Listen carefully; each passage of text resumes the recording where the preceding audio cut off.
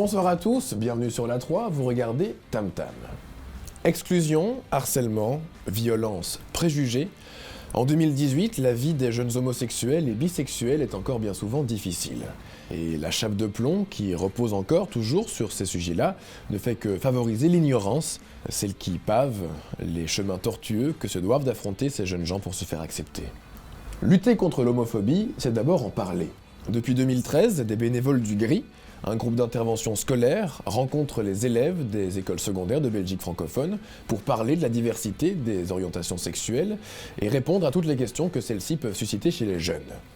On regarde.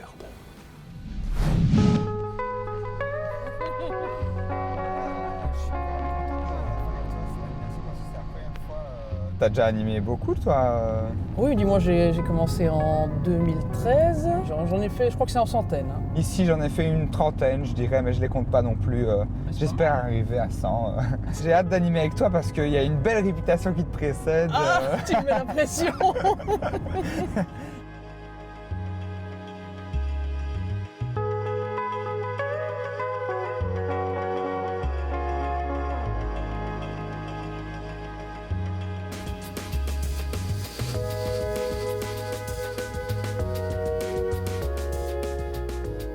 Alors bonjour à tous, je suis Anne et voici Basile.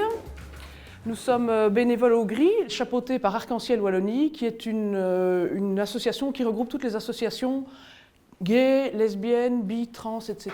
On est là pour répondre à toutes vos questions et je vous invite vraiment à profiter de cette occasion parce que vous n'aurez pas souvent des adultes qui viennent se présenter à vous et qui vous disent « pose toutes les questions et j'y répondrai ». Alors je sais que la première question est toujours la plus difficile, donc c'est toujours le plus courageux qui la pose. Le GRI a été lancé en 2012 en s'inspirant du GRI qui existe à Montréal depuis 23 ans déjà, qui a pour but de se rendre dans les écoles pour démystifier l'homosexualité et la bisexualité. Par démystifier, on entend le fait d'apporter le témoignage de bénévoles homosexuels ou bisexuels et qui viennent simplement raconter leur parcours et qui viennent permettre aux élèves de poser toutes les questions qu'ils veulent pour justement détruire tous les stéréotypes qu'ils pourraient encore avoir et également pour déconstruire l'homophobie qui se crée à ce moment-là, au moment de l'adolescence. Les parents, probablement, n'osent pas toujours parler de l'homosexualité ou de la bisexualité à leurs enfants parce que ça reste un sujet tabou. Beaucoup ont peur de leur donner des idées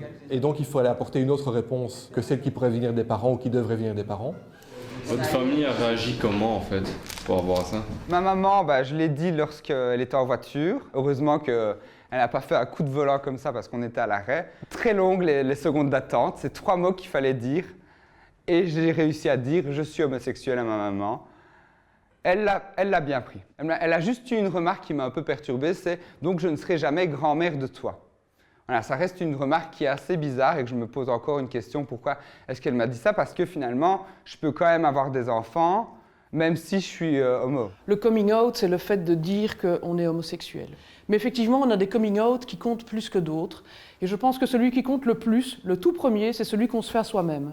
Et pour moi, ça a été particulièrement compliqué parce que, je ne sais pas si vous pouvez vous en rendre compte, mais j'ai eu 18 ans en 1988. Et la Belgique en 1988 n'était pas la Belgique de 2018. Ça, on n'en parlait jamais, ça n'existait pas. Donc pour moi, ça n'existait tout simplement pas, l'homosexualité féminine. Et puis à 18 ans, une fille m'embrassait et le ciel s'est écroulé sur ma tête. Ça a été vraiment très compliqué pour moi. Je suis retournée vers les garçons, je suis revenue chaque fois vers les filles. Donc ça a été 10 ans de grosses souffrances pour ma part. Moi, je l'ai dit à ma maman, j'avais 30 ans. Nous avons fait appel donc au GRI dans l'école parce que plusieurs jeunes se sont plaints, des jeunes principalement homosexuels, d'être l'objet de risées, de colibés et de remarques à caractère homophobe. Et donc on a décidé qu'on ne pouvait pas laisser passer ça, qu'il fallait faire quelque chose de grand. Être dans la marge, c'est jamais confortable.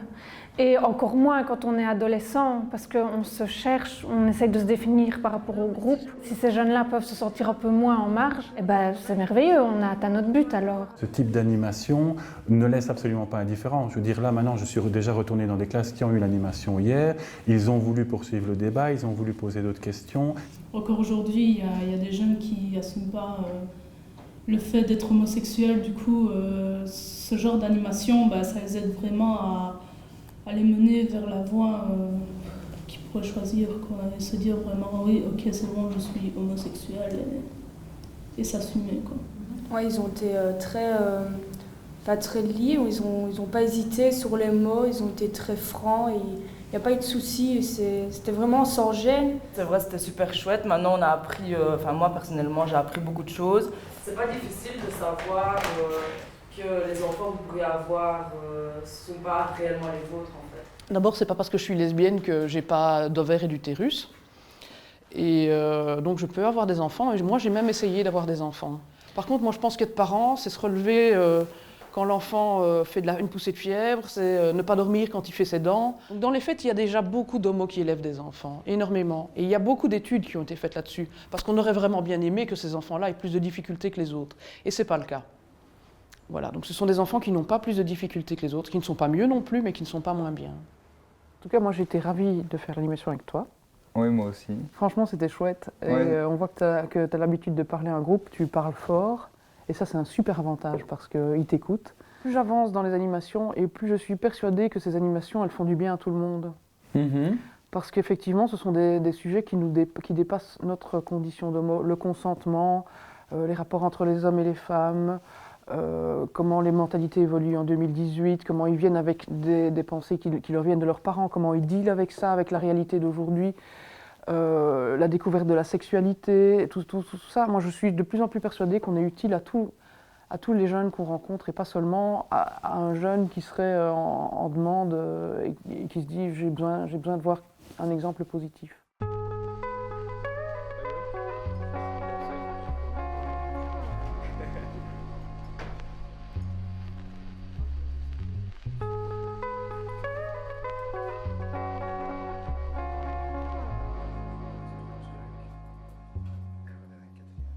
Pour intervenir dans nos classes, les bénévoles sont formés. Ils sont formés le temps d'un week-end à se préparer justement, à se présenter auprès des élèves de manière adéquate, et ils sont préparés également à répondre aux questions que les élèves vont aborder. À quel âge et comment vous êtes-vous aperçu de votre orientation sexuelle? J'ai capté ça sous la douche. À un moment où j'ai dit non Alex, tu regardes trop les garçons. Quoi. Mais là je sais pas. Début de l'adolescence. Et après assumé à 19 ans.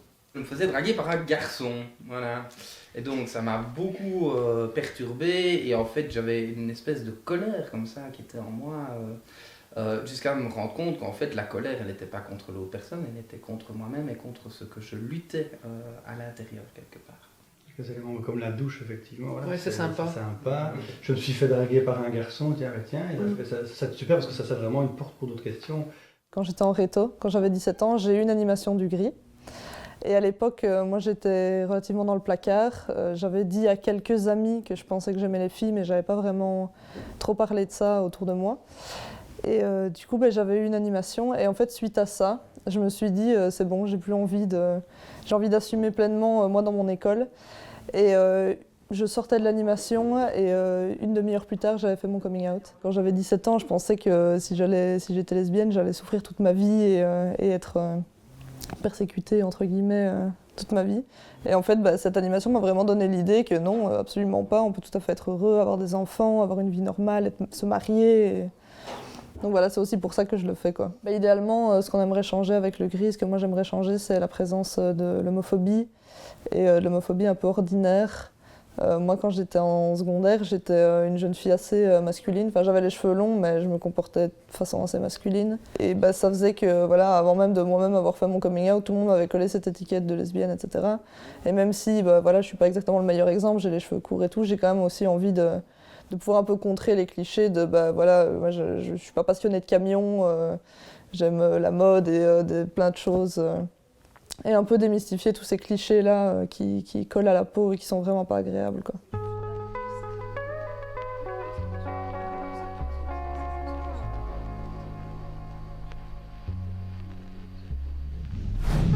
Merci beaucoup d'avoir suivi ce nouveau numéro de Tam Tam. N'hésitez pas à le retrouver sur notre page Facebook, notre compte YouTube ou notre site internet télévisiondumonde.be. Et quant à nous, on se retrouve la semaine prochaine, même jour, même heure, même chaîne. Excellente soirée sur la 3, à très bientôt. Ciao!